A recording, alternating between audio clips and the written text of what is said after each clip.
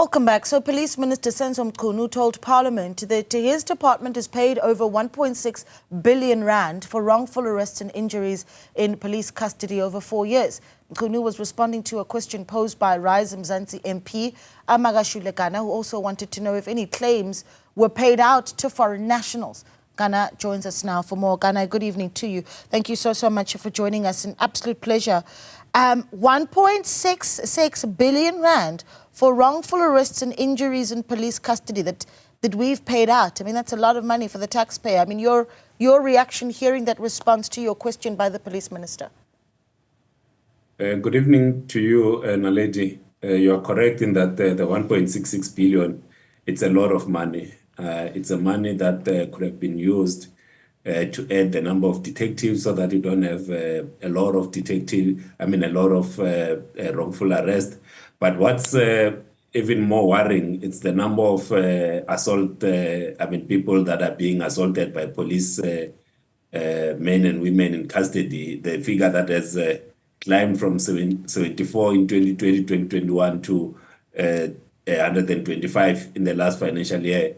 So this is something that speaks to the culture. So the two issues are related, but when you talk of wrongful arrest, what usually happens or what leads to these claims is that people that should not be spending nights in custody are made to spend, in some instances, weeks and months whilst awaiting bail hearings. So you hear, for instance, that the bail hearing of a suspect has been postponed to 2 weeks, 3 weeks, a month or so. And then by the time that the investigation is done, you find that the person has got no charge to face. And these are the things that with proper detective and investigative work, you can reduce them. And you reduce them by, if someone is a person of interest, question them, spend time, question them, but don't be in a haste to arrest. So maybe as a last point before I get back to you. Sure. So when I visited GP police station, when I visited the Alexander police station in Cleveland, so one of the things that they say to me is that if you go and report a case now, even before there's preliminary investigation, the police have to go and arrest the person. And then by the time the person gets to the station, there's no detective or investigative officer to question them, and they end up spending nights in custody. Yeah, and so in those sort of instances, that's when you've got people saying that they make claims for wrongful arrests. And I'm keen to talk a little bit about also what you make of the success rates of some of these claims. I mean, the 1.6 billion that I'm talking about is paid over 4 years to 17,000 claimants, but the claims that are coming in are massive. No, the claims themselves are massive. They are over 8 billion rands, and the ones that are still in the process, they are going through the assessments, legal processes. So we are spending so much money, and not in safeguarding South Africans, but paying for incorrect actions by the South African Police Service. In our one, they treat the suspects that are in custody. There was that video yesterday that was trending, that was showing a policeman that was assaulting someone who had come to report a case, or it is alleged. So these kind of actions are not helpful, because the money that is supposed to buy vehicles for the police, the money that's supposed to add detectives, the money that's supposed to assist in terms of improving the working conditions, whether it's the buildings, it's the furniture, it's the technology, that money then goes to correct or pay for the mistakes of the policemen and women. And then as really as the root of the problem, there was a debate, of course, in Parliament, I think it was back in June, where your colleagues and members of Parliament had talked about how you do have capacity shortages in some of the, I suppose, the detective services that are available. So you can certainly make the recommendations to say, well, the reason why we have a high number of claims for wrongful arrest is because we're not investigating cases properly. But it seems that there's a capacity issue there, Gana.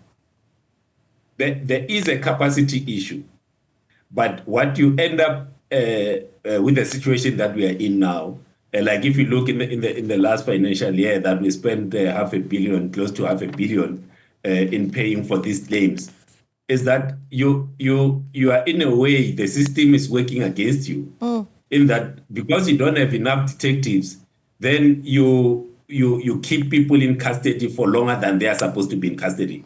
And then the money that was supposed to employ and pay for detectives then just goes to pay for the claim. So one of the things that needs to happen, and I'm glad that even in our interactions in the portfolio with General Masimula and the minister, they agree in terms of changing some of the culture that exists. One of them is arresting someone and you keep them in custody without any preliminary questioning. So arrest them, question them, establish whether there's a case to answer, and then if there's no case to answer, you have taken their fingerprint, you know they are where they are staying. There's no need for them to be in custody, so you can release them as investigations are going, and not use.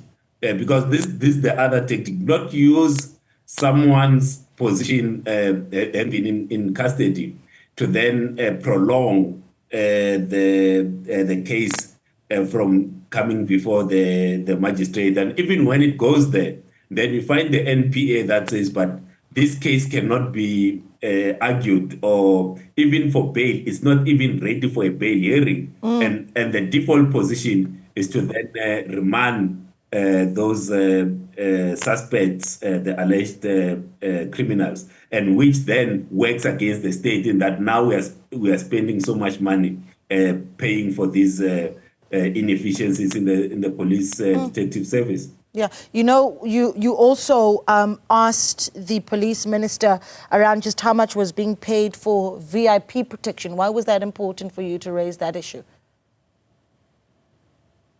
So for us, we have said even from the first day that we got into Parliament that we don't believe that the 4 billion rand that has been budgeted for VIP protection needs to go to that level, especially when you have the police stations. I mean, now we are talking about the detective service that need additional capacity, but then you have a 4 billion rand that protects politicians, and we say that you can cut from that budget, put that budget into detective services, improve the technology and the ability of the police to investigate and arrest correct criminals, so that South Africans feel safe. But at the moment, the people that are feeling much safer are the ministers, the premiers, MECs, and mayors. Yeah, all right. So what's next? I mean, how do we keep this conversation going? Because this is a lot of money that we're talking about here. And it's, as we talk about money, we're also talking about people's lives that are being impacted here. So anyone who's watching this conversation and saying, all right, they're having a discussion about money, right? 1 billion rand there that's been paid out to claimants, 4 billion rand that's going towards VIP protection. But for the everyday man, they want to know that they're not going to be subjected to wrongful arrest. What do we say to that? What's the way forward? So one is to ensure that there has to be consequences within the police themselves. They must hold themselves to higher standards. That's number one. Secondly, for those that assault suspects in custody, I think the internal processes, because that's one of the other things, that the internal processes within the police service takes far too long for them to be concluded. So we are on that case to say that let's speed up these processes so that the people that are denting the image of the South African police service, they face the consequences of their actions, and you don't have to delay this matter. But the third aspect that we continue to raise with the minister and also the National Commissioner General Masemula. It's just working in terms of changing the culture and bringing that that trust back between the community and the police service. So these are some of the things that we will be pushing for in Parliament. So the minister, after the budget has been tabled, the minister, the police will be appearing before the portfolio committee. And in looking at their proposed budget, these are some of the interventions that we'll be making to say, you do not have the money to pay for wrongful arrest, for assault in custody. So the best thing is to ensure that the policemen and women, they know how to behave, how to use the law to ensure that they keep South Africans safe, but to ensure that no one gets assaulted, and we don't keep people that shouldn't be in custody. We keep them in custody for long. That's something that we have to keep track now that we know the figures. Because for me, I mean, the first 6 months in Parliament, you need to start building a case and find the issues that you need to start monitoring. So the detectives, that one we are monitoring from the police. The wrongful arrest, the money that's spent there, we are monitoring that very closely.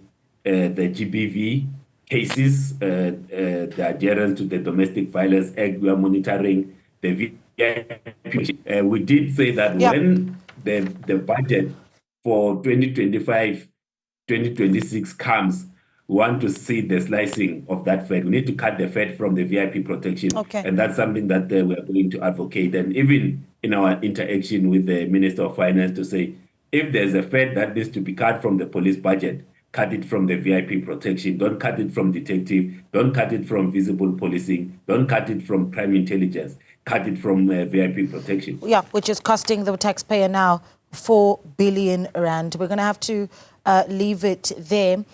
So that's, in fact, that number is 4 billion rand for the VIP protection unit, and of which 2.7 goes to the protection unit. Okay, I'm going to break down those numbers a little bit later on, but that's essentially really the crux of it. And we're going to leave it there. Makashule Gana, thank you so much for speaking to us. He is, of course, a member of Parliament with Rise Mzansi, raising the issue around just how much money is being spent by the state to deal with claims against it for wrongful arrests and even injuries in police custody. 1.6 billion rand that the taxpayer is paying for that. We take a short break. When we come back, look at the stockfile sector in the festive season. Stay with us.